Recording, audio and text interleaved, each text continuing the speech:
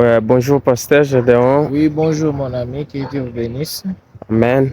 Vous, en tant qu'homme de Dieu et croyant du message du temps de la fin, on avait une question à vous poser, c'est par rapport à la polygamie. Est-ce que la polygamie est une bonne chose? Non, non, mon frère, la polygamie, ce n'est pas une bonne chose. Même naturellement, même l'apôtre Paul, quand il prêchait, il disait aux gens, est-ce que la nature même ne vous enseigne-t-elle pas? Naturellement, même vous verrez les polygames, la suite après les parents, je vous dis, l'amour là qui est là, ça doit être un amour qu'on dit simulacre, c'est-à-dire un faux amour. Vous verrez trop de divisions, trop de ceci. Nous avons telle mère, nous avons ceci, cela. Ce n'est pas une bonne chose. Mais dans la parole de Dieu, vous voyez la polygamie. L'apôtre Paul dit que chacun ait sa propre femme. Et quand nous allons dans le message des frères Branham, il dit que la polygamie, c'est une vie de cochon. Et quand on parle de cochon, vous comprenez déjà que c'est malheureux, ce n'est pas une bonne chose.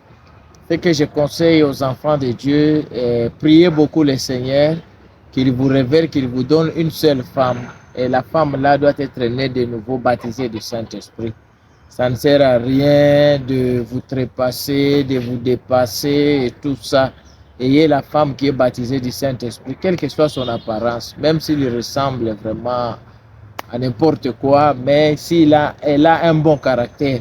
C'est ça la femme à prendre, parce que cette femme-là qui va vous garder tout au long de votre vie terrestre sur la terre. Qui aujourd'hui, oh non, venez trancher les problèmes, demain, si c'est là, après le lendemain, oh divorce, oh la femme a fait ceci, la femme a fait cela. C'est seulement l'envie.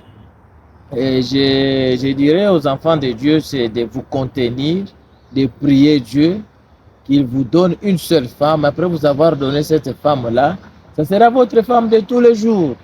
Que vous devez maintenant fermer l'œil. Même si vous voyez n'importe quoi sur la route, fermez l'œil.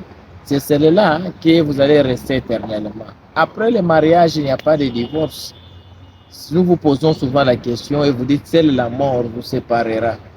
Et il y a beaucoup de gens qui, par mal traduction de la Bible, ils disent non, sauf au cas d'adultère. Non, il ne s'agit pas d'adultère. On dit sauf au cas de fornication. C'est-à-dire la femme a connu les hommes avant même qu'elle soit chez lui. Même si ça fait 10 ans, si l'homme découvre ça, il a le droit de répudier ou bien de pardonner.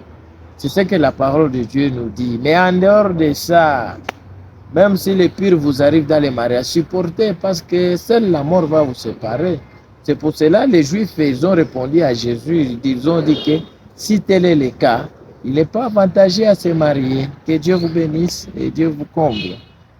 Amen, pasteur. Merci. Donc, merci aussi à vous.